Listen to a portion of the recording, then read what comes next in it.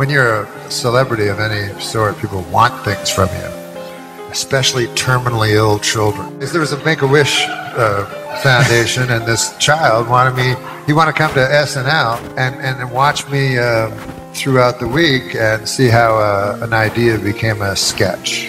So I said, that's a wonderful idea. And I talked to him at his bedside, and I got everybody else to scram, and I was saying how touched I was that he wanted to do that. And then he said, I don't want to do that. I just made that up. I haven't liked SNL since Bill Murray left. So I said, well, what do you want me for? He said, well, do you have your Canadian citizenship still? And I said, yes, I'm Canadian, And he said, well, that helps my wish. My wish is to kill a baby seal.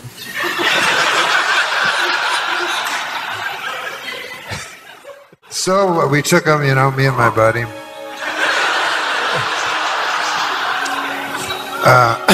We went to Gander, Newfoundland, where we got the services of Edward McClintock, a cod fisherman. And he took us to the flow, and we found and the boy had a terrible cough, And Edward McClintock said he's not going to make it through the North Atlantic. And I said, but it's final wish, But I worried about the boy, So many pills. But I tried to entertain him. We would sit and we'd look. The sky is so beautiful and limitless when you get to the super northern places. And we'd look at the clouds, the boy and I, and we try to find figures in them, like I go, that cloud looks like a half-eaten pickle. The boy had not learned that life was about food yet.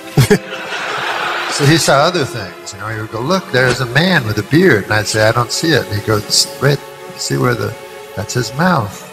And then that's his chin. I go, yes, it is a man with a beard. Right, you are. And, and I go, what about that one? It's an alligator. He go, I see it's an alligator. So we both saw an alligator, and on it went. So finally, we get to we hear the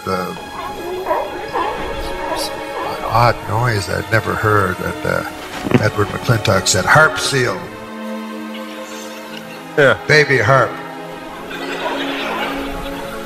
So we said, oh, God, thank God. And then we heard gunshots. And Edward McClintock said, damn punks from St. John's with their revolvers. That's not how you kill a seal. And we said, well, how do you kill it? And he produced a rucksack. And out of the rucksack was this medieval-looking sort of thing. It was called a hack-a-pick. Hack-a-pick. And Edward McClintock gave instructions to the boy. And he said, a seal's skull is as thin as a shadow by.